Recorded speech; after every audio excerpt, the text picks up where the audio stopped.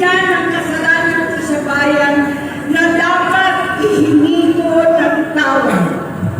Narito po ako dahil sa tawag ng Iglesia ni Cristo para sa transparency, accountability, at justisya. At dahil sa tawag ng sarili kong konsensya, bilang senador, bilang kapatid, bilang Pilipino. Bata pa lang kami ni Bongbong. Alam na ng buong pamilya ang problema sa kanya.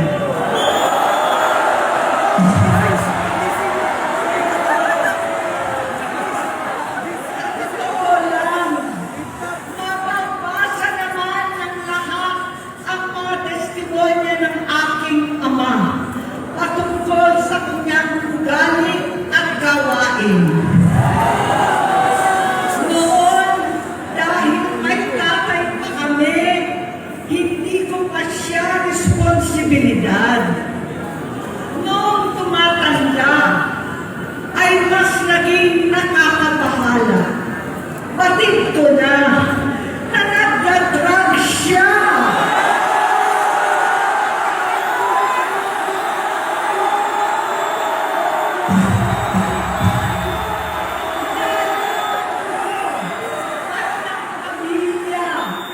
Nalaman ng pamilya, seryoso ito. Minsan, kami ng Presidential Guard at Metro Gold pa ang naglilinis tuwing nagpa-party po sila.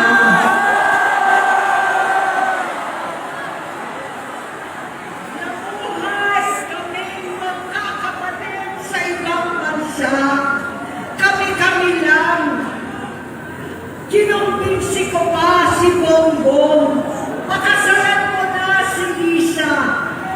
Naisip ko noon, kapag nag-asawa siya, malalagay na sa tahimik at magkakaroon ng direksyon. Ang laki ng pagkakamali ko. Mas lumala ang kanyang paglulong, magkalulong sa droga.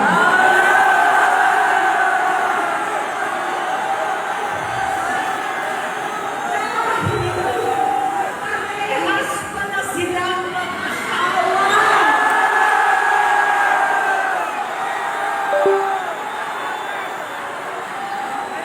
Naging gobernador siya ng Ilocos. Alam ng mga tao doon na halos hindi siya mapasok. Tuwing kukumprontahin ko siya, ay nagsasabi siyang magbabago na siya, aalisin na niya ang bisyo. Hanggang sa may nagsumbong na naman sa akin na sa pag-gising pa lang sa umaga, kasabay ng almusal, marijuana pala.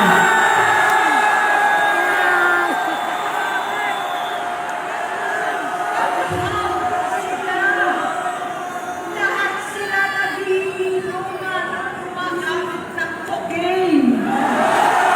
Kasama ng asawa at barkada. Tulad ng ama ko, kinastigo ko ang mga barkada niya. Ang nasirang si Bong Dasa, si Edwin Cruz, Inigo, Tony Boy, Sam Anton, alam po ninyo yan.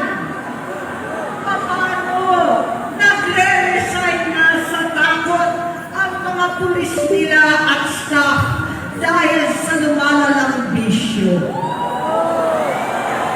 Inayos ko sila dahil gusto niyang ituwid ang buhay niya. Gusto niyang mag-vice-presidente.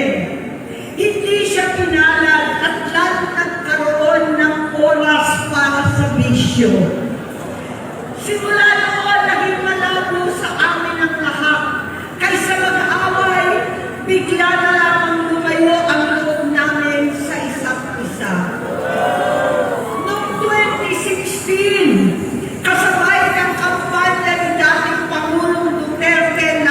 sa droga. Lumabas ang pangalan ni Bongbong sa listahan.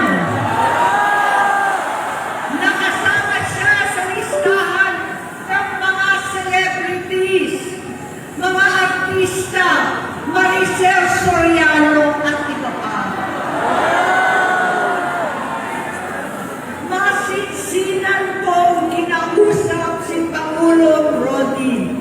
Halos manikluhod ako. Sinabi ko ayon sa kapulisan, dapat unahin, usigin ang mga pusher at saka na lamang sagipin ang mga user. Naligtas si Bongbong. Labis ang takot ko at pag-aalala. Kinausap ko siya at nagsabi siyang talagang siya ay nagbabago na. Muli at lagi, hindi ako nawalan ng pag-asa. Ako'y naniwala ulit. Mula noon ang natatanggap ko na lang na balita tungkol sa kapatid ko ay regular na magpapadoktor. Kaya kumama naman ako. Inisip ko, totoo, dahil nakopera na ang tuhod niya sa gout. Siguro, totoo na ito. Hanggang ito, nalaman ko na tuloy ang paggamit niya sa mga party na garapalan na nakakain ng droga. Pinagmamalaki pa ng mag-asawang kayang-kaya nila ang microdosing ng cocaine. Hari-hariin daw para 4 na beses sa isang araw. Hindi mabibisto. Ang pagpapadoktor, pinalabas nila ang pag-stem cell. Nagpapalit daw ng dugo, nagpapa-blood transfusion. Kayang-kaya raw, hindi ko maintindihan ang pinagsasabi. Noong 2021, kahit papano, nagkikita kami at nagkakausap. Sumumpa siya sa akin talagang hinintunan niya. Naniwala ako kasi sabi niya gusto niyang tumakbo. Ang sabi ko, tutulong ako sa abot ng aking makakaya. Ipinakilala ko si Bongbong kay Inday. Naging magkatandem sila. Pagkatapos noon ay biglang hindi na niya ako ulit kilala. Kahit si Inday, nagtataka, bigla ko na itsakwera. Kahit ganon, nangampanya pa ako para sa kanya. Kahit si Inday na lang ang aking nakakausap. Hindi ko alam bakit ako nakabang sa headquarters nila sa Mandaluyong. Hindi ko alam bakit walang nagre-report sa akin tungkol sa kampanya. Sa totoo lang, masakit mang aminin, nung dinidisqualify na siya, halos papaboran ko na sana dahil may nagsumbong sa akin mula sa kanyang campaign team na gumagamit na naman siya. Nung sinabihan ko, siya at mga taong nasa paligid niya, nagkaisa silang tuluyan akong alisin sa kampanya na ako naman ang bumuo. Sinabi nilang gusto ko na siya ay mag-disqualify para ako ang pumalit. Hindi totoo yun! Iniisip ko ang kalagayan ng aking kapatid at paano siya magsisilbi kung ganyan ang kalagayan niya. Pero pinaparating sa akin na hindi siya lulong at minsan na lamang tuwing nagpa-party. Hindi ko maipaliwanag bakit gusto ko maniwala at hindi mawalan ng pag-asa. Noong nanalo siya, naging pinakamalayo na kami sa isa't isa. Maliban sa opisyal at takbuhan at kapag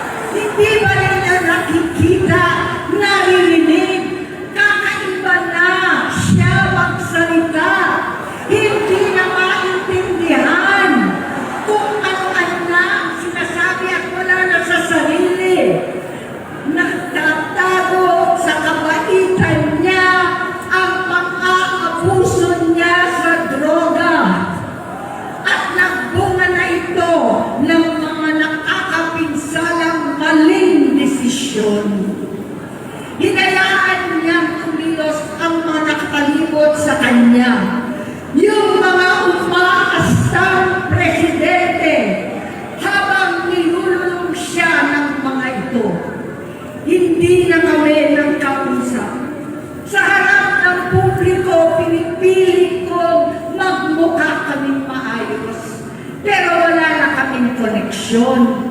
Hindi ko hinihiling na maunawaan ninyo ako, lahat kayo. Sa palagay ko, ang makakaunawa lamang sa akin ay ang mga pamilya may pinagdaanan sa addiksyon, sa inom, sa sugal, sa alak, sa bisyo, higit sa lahat, sa droga. Pag hindi ko siya makakasama, buong aking loob na ipasok sa institusyon. Ipagamot, iparehab ko na yan.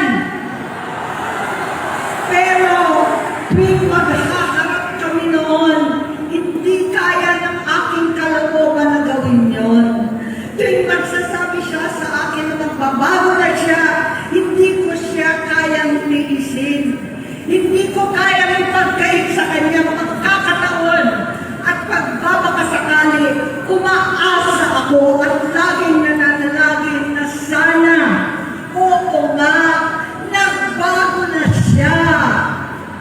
Hanggang dumating ang 2024 at 2025, yung bisyo niya na ang dahilan ng pagbahak ng korupsyon, kawalang direksyon, at maling-maling mga desisyon. Walang accountability, wala na ang hustisya. Hindi na niya alam ang nangyayari. Hindi na pinapaalam sa kanya ang mga pangyayari. Sinamantala ng mga ito ang paggamit niya ng droga. Tinangkap na nila ang kaban ng bayan, habang ang mga dating tumatawag sa amin ng magnanakaw ay nakakita ng pagkakataon sirain ang lahat.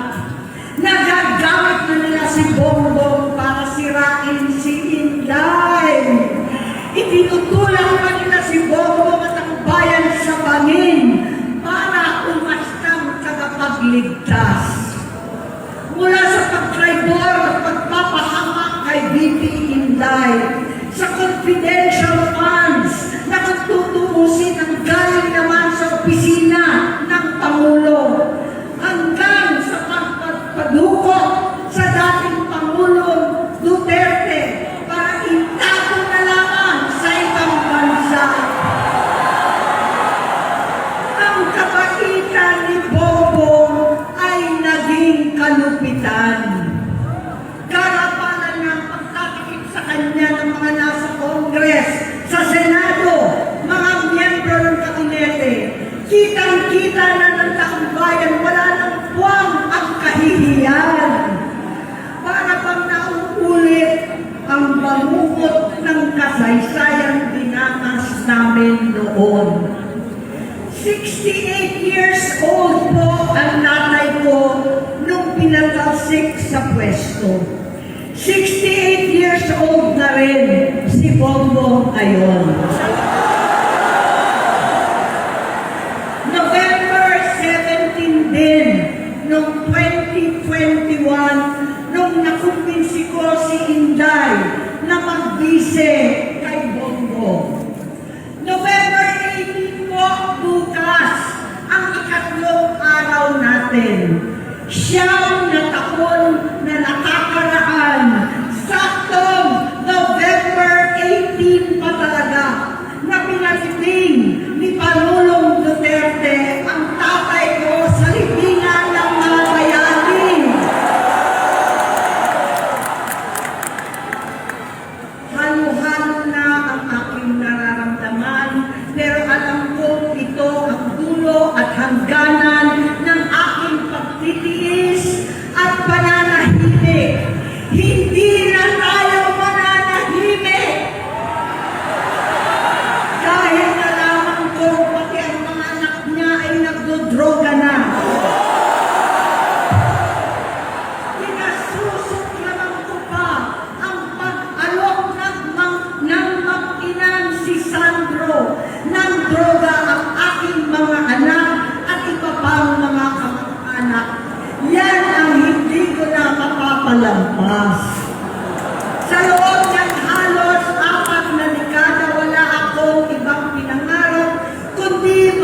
ipakita sa sambayanan na hindi kami masamang tao. Hindi masama ang pamilya Marcos. Gusto kong ibangon ang dangal ng aking ama. Sa pamamagitan ng nagpagtatrabaho para sa bayan, sinikap kong maging mabuting gobernador, tinatawan, senador. Hindi ako halos nagpapahinga para makapag-iwan sana ng legasiya na kapag sinabing Marcos, nabawi na namin ang tingin sa nakaraan. Ngunit sa kagustuhan kong maging responsableng anak, matupad ang pangako ko sa aking ama, nabigo akong maging mabuting kapatid. Naging mahina ako kay Bongbong sa kapulisan at sundalo sa lahat ng mga leader at tagapagpatupad ng batas. Siya ang Pangulo natin ngayon. Sinabi ko kung anong kalagayan niya ngayon. Tulungan niyo akong mapabuti ang kanyang kalagayan. Tulungan niyo akong matulungan siya. Hindi niya ako kalaban. Ang kalaban niya ay ang sarili niya. At nadadamay ang bansa sa laban na yan. Bilang senador at lingkod bayan, batid ko ang mga problema at gaya ng bayan, alam ko rin ano ang solusyon. Sa pagkakawatak-watak, patuloy na pamumulitika, pagnanasa sa kapangyarihan ng mga talunan naman, kaguluhan sa Mindanao, alanganing gyera sa China at Estados Unidos, kawalang pananagutan sa flood control scam, karapalang kahiman, panggigipit sa hindi kaalyado, pagkakanulo sa kapwa Pilipino, pagdakip sa dating Pangulong matanda may sakit upang ihagis lamang sa bansang dayuhan, pagsadsad ng piso, paglaganap ng gutom, paghihingalo ng ekonomiya, at pagsasawalang bahala sa taong bayan. Ang delubyo at kalamidad na nagdudulot ng parusa, ang korupsyon na nauwi sa kawalan ng tiwala at hustisya sa Pilipinas, sa kanyang pamahalaan, lahat ng yan ay masusolusyonan kung ikaw, aking kapatid, magsaayos ng iyong sariling kalusugan. Kapag humupa ang ingay sa politika, kapag umuwi na kami sa aming pamilya, hindi bilang senador, kundi bilang ate, bilang si Manang Aimee ni Bonget, kaya ito sasabihin sa harap ng taong bayan, sa harap ninyong lahat, at sa harap ni Bongbong. Bonget, magtatatlong taon na tayong hindi nakakausap. 3 taon ko nang sinusubukan muli na ako'y pakinggan. Siguro ngayon ay makakarating ng buo ang gusto kong sabihin. Walang mapapawasan, hindi madadagdagan. Bongbong, nag-aalala sa iyo si Manang. Tuwing nakikita kita sa TV, gusto kitang puntahan. Napakalaki ng pinagbago mo. Itsura, pagsasalita, takbo ng pag-isip. Minsan, napapatanong ako sa sarili ko, ikaw pa ba yan? Si Bongbong ba talaga yung nakikita ko? Pero ako, aling ko, ako pa rin ito. Ako pa rin ang ate mo na tumayong ama't ina sa inyo sa ibang bansa. Ang kasama mo sa sumubok na sanglain lahat ng sakit para sa iyo. Ang kapatid mo na hindi ko kay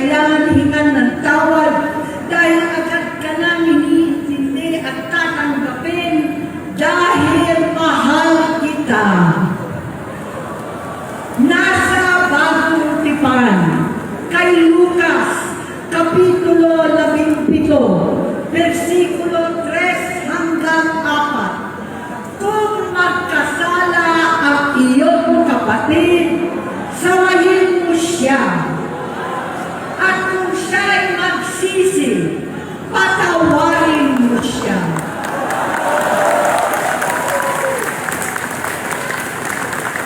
Tama na, adik ko. Tapusin mo na ang paghihirap mo at ng bayan. Gaya nung umalis tayo sa palasyo, kaya mo pa rin hawakan ang iyong kamay, huwag kang matakot. Malaki na ang dulot sa iyo ng droga. Sinisisi ko ang sarili ko dahil hindi ako nakinig sa mga sumbong. Hindi ako nakialam. Hindi ako maniwala. Pero hindi pa huli ang lahat. Tama na, ading ko. Magpahinga na tayo. Umuwi na tayo. Magpagamot, magpagaling at nangangako ko. Hindi ako malilinang, hindi ako magkukulang. Lahat ng kasama mo ngayon, hindi natin kasama sa pinakamadilim na bahagi ng buhay natin. Kasama mo sila ngayon dahil nasa taas ka pa. Ako at ang ating mga tunay na kapatid dito sa Luneta ang kasama mo kahit magdilim ulit ang lahat. Talikuran mo ang iniisip at ibinubulong nilang ambisyon. Unahin na natin ang kalusugan mo dahil sa adiksyon na bigyan mo ng malubhang karamdaman ang buong bansang Pilipino.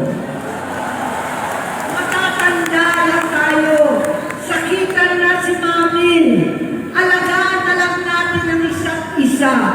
Kaliwat kanan man ang pagbuhusga sa akin.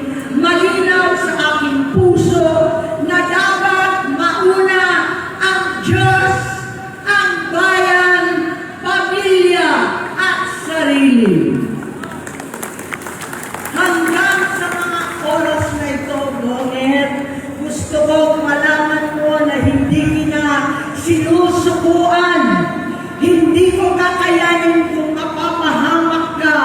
Kaya hinihingi ko na tayo'y umuwi na, mamahinga alang sa iyong kalusugan. Kaya ko mabigo at mawala sa iyo ang posisyon, pero hindi ko kayang mawala ka sa amin. Ayusin mo ang sarili mo. Magpagamot, alisin ang droga sa iyong sistema. Wala akong ibang gusto kundi gumaling ka, malagpasan natin ito muli. Dahil wala akong ibang hinahangad bilang ate, kundi maging masaya ka, maging ligtas sa panganib, malusog, matagumpay sa buhay. Itama ang mali, labanan ang adiksyon, at ako hindi kailanman aalis sa iyong tabi. Susuporta at hindi titigil, manalangin kasama ninyo dito sa Luneta at sa buong mundo.